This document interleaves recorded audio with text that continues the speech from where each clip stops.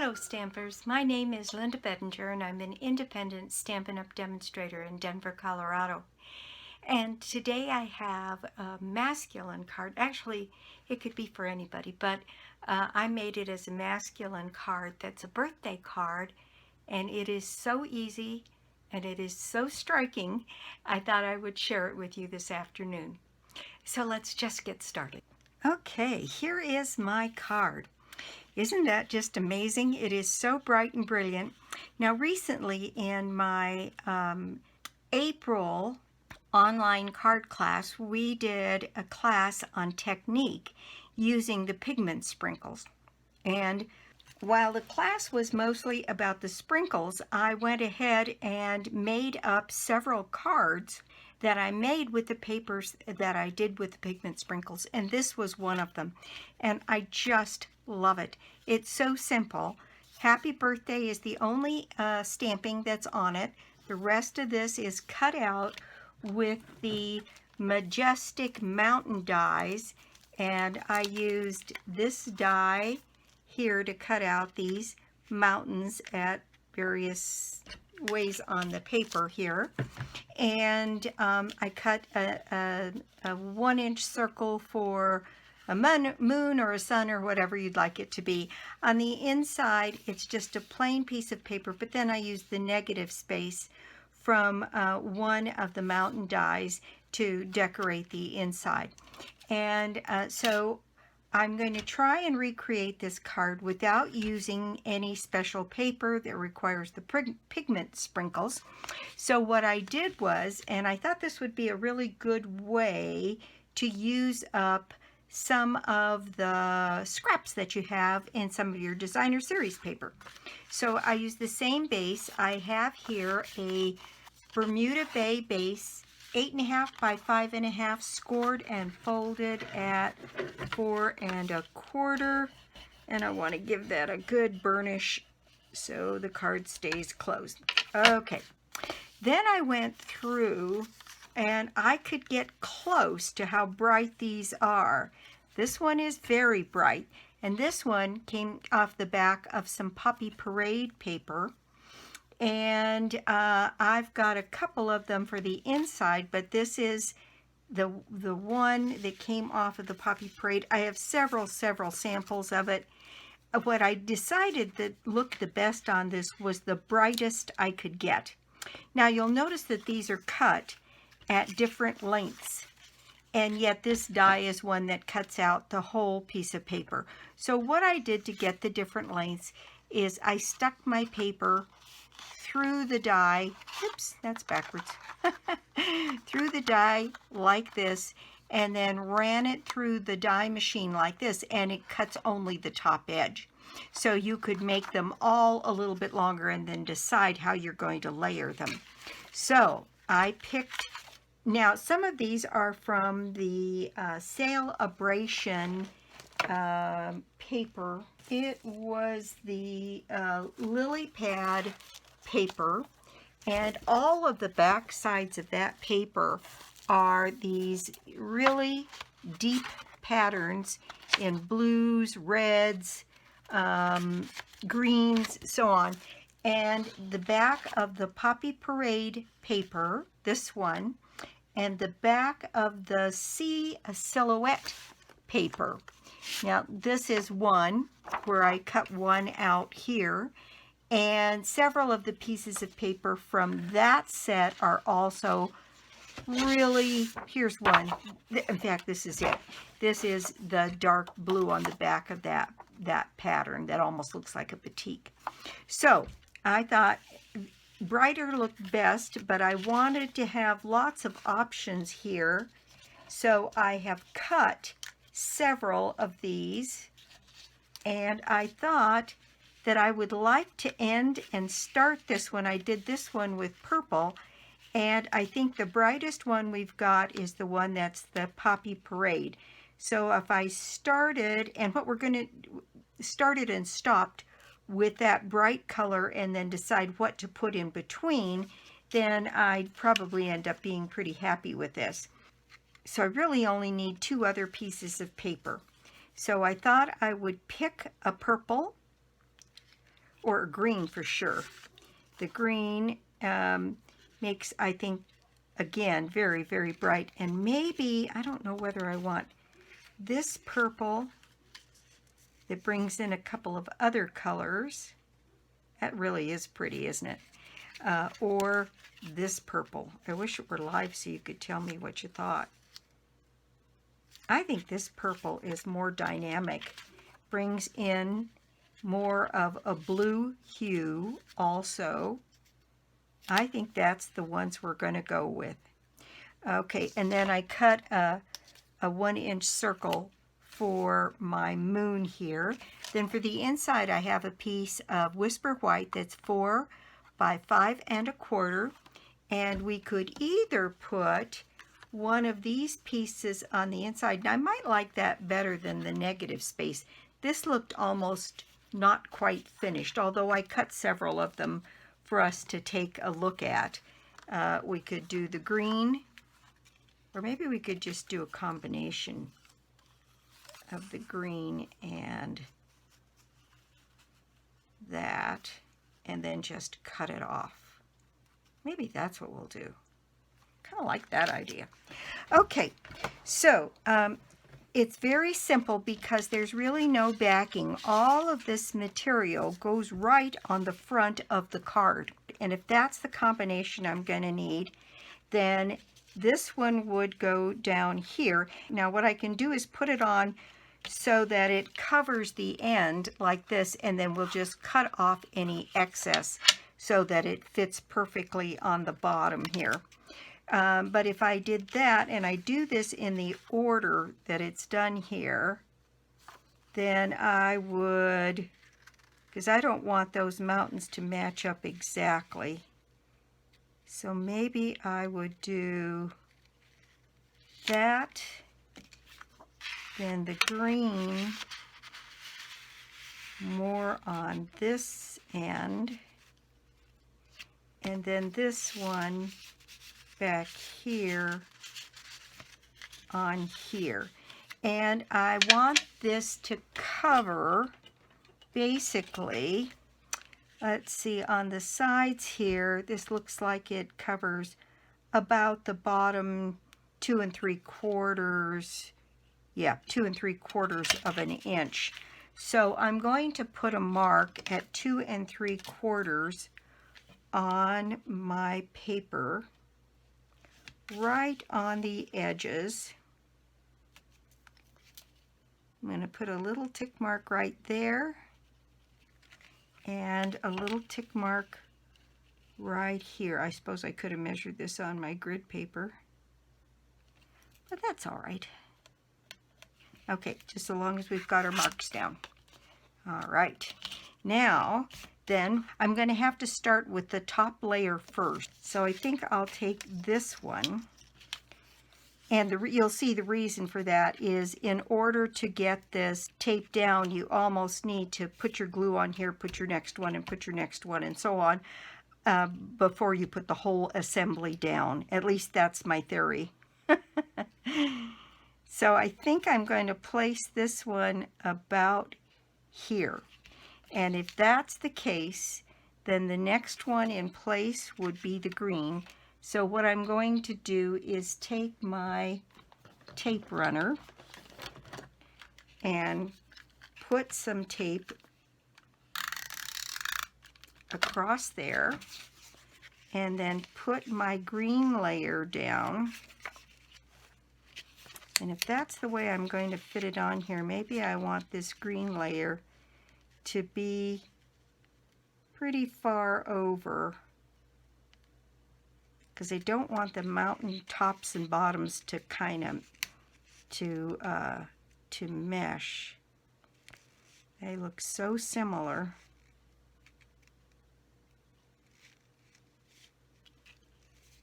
I think like that. And that's going to put this edge right against the edge on that side. Okay, so now I've got that much built up, and if I put that in place on my marks, then I know roughly that's how much has to come off the bottom. So I'm just going to go ahead and cut most of that off the bottom so I can judge about where I want my pieces. So I'm going to take most of this edge off of this side, and I'm going to take most of this edge off of this side. Okay, so that is the way this is going to start shaping up. Now I want next my purple layer to come across here, and if I set my purple layer, boy, I almost cut this green off a little bit too far. I think I did. I think I'll be okay. Then if I put the purple layer so that it comes in right about here, I think that's going to work. Yep. So I'm going to do the same thing. Only I'm going to be very generous with this one in case I have to make some adjustments. Okay. So there's my purple layer now, like that. And then this would be my final layer again at the bottom of the card. And the bottom of the card is down here a bit, so I'm going to have to spread this down just a little bit further. Well, I'll have to do it with the purple in this.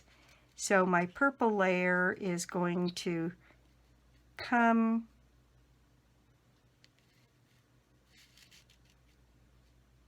down here a bit like that. Okay, and then, so I'm going to put a strip of glue right across here and set my purple layer down on that end. And did I put that down too far? I hope I didn't. And then this layer will come right in here and finish off my card.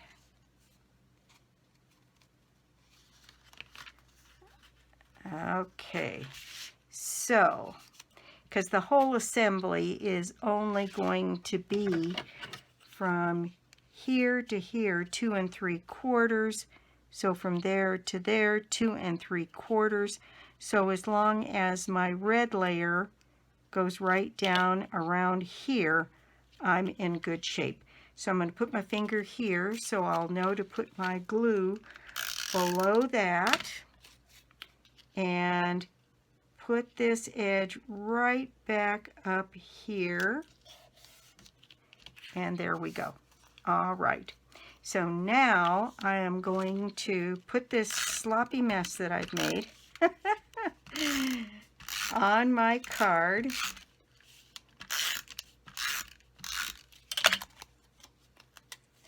Starting with my pieces here, going right from that edge to right about there. I can just see my pencil mark on this other side. Okay, there. Okay, that's my story, and I'm going to have to stick to it. So now I'm going to open this up, and we'll see how close I came. So I'm just going to trim away right next to the card base here all of these layers. And this is designer series paper, so it's really pretty easy to trim even if it's got multiple layers, just because it's thin to start with.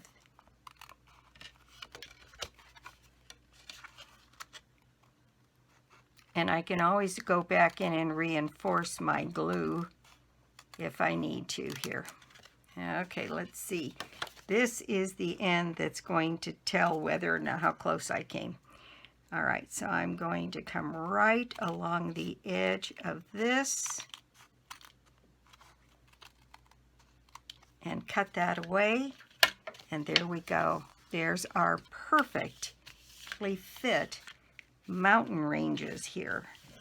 Now, it's still not as vibrant as this color, but I think it's pretty good.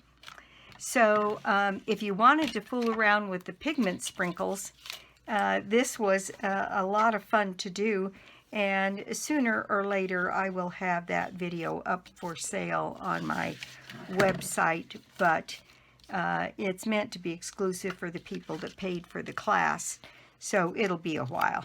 Okay, but there we go. All right, so the next thing I'm going to do is put my happy birthday, and this could be Happy Father's Day, which is really not a bad thought. But there's my happy birthday. That's a real juicy ink pad. I'm going to stick that right here in the middle, hopefully straight. There we go. And then I'm going to put a little bit of glue. Now I am not raising anything on this card because I think this gives the brightness of the colors, gives actually quite a bit of dimension. And so there's my card. It's hard to beat how brilliant these colors are. Okay, I've decided to put this purple on here. And so I'm just going to offset these mountains just a bit. And I'm going to use my trimmer and cut this down to fit on the front of the card, or on the inside of the card. So that piece is 4 by 5 1/4. Let's see, I think that's gonna work. If I just snip this off on this side, then put this here on the 4-inch mark, and there we go. I think, oops, I guess I have to cut across the bottom just so long as I get a straight edge. So there we go. Now I've got this little border, which I am going to add to the bottom of my card. So I'm just going to put some glue on this and put this in. You can see on the backs of an awful lot of our designer series paper, they have these brilliant, bright colors. And so I think if you dig through your stash, you'll find quite a few that will work for this. So I think I'm going to give this a little border on the bottom and put that into place on my card. And then that's ready to go on the inside of my card. And now I'm sorry I didn't make this a Father's Day card. You could use some of the material from the Country Club, or Geared Up Garage has a nice Father's Day. There's several things in there, but there we go. There's our mountains, and there's our project. Simple as that. And if you wanted to mess around with the pigment sprinkles and some watercolor paper, you can get some brilliant colors to go on there. But that is my project for the day. Thank you so much for stopping by my YouTube channel today. I do so appreciate it. I knew I was going to have to anchor this down a little bit more. If you don't already have a Stampin' Up! Demonstrator, I'd love to be your demonstrator, or you could join my team. Let's see, this is now May, so there's a couple things going on. My prize draw for the month is a bundle of your choice out of the new catalog. To get yourself in my drawing, all you need to do is put an order of any size on my store, lbedinger.stampinup.net, or you can get to it through my blog, www.ingenuity.com. Let's see, what else is going on? Oh, Sarah Douglas did some contributing to the next paper pumpkin that's going to come out, called A Box of Sunshine. And for those of you that know that, it's about yellow and adding sunshine to things and sending it to people to cheer them up. And it's a wonderful idea given where we are right now. So let's see, I think that's it. Oh, my May class is up, and it's a card class featuring the Inspiring Iris stamp set, this beautiful stamp set, and the Perennial Essence papers quick before they go away. So take a look. It's a pretty reasonably priced one this time. If you already have the Inspiring Iris, the class is $45, and that includes a very generous product package. So that's it for me. Thanks again for stopping by, and I'll be back soon with more cards, more projects, and more tips. Bye.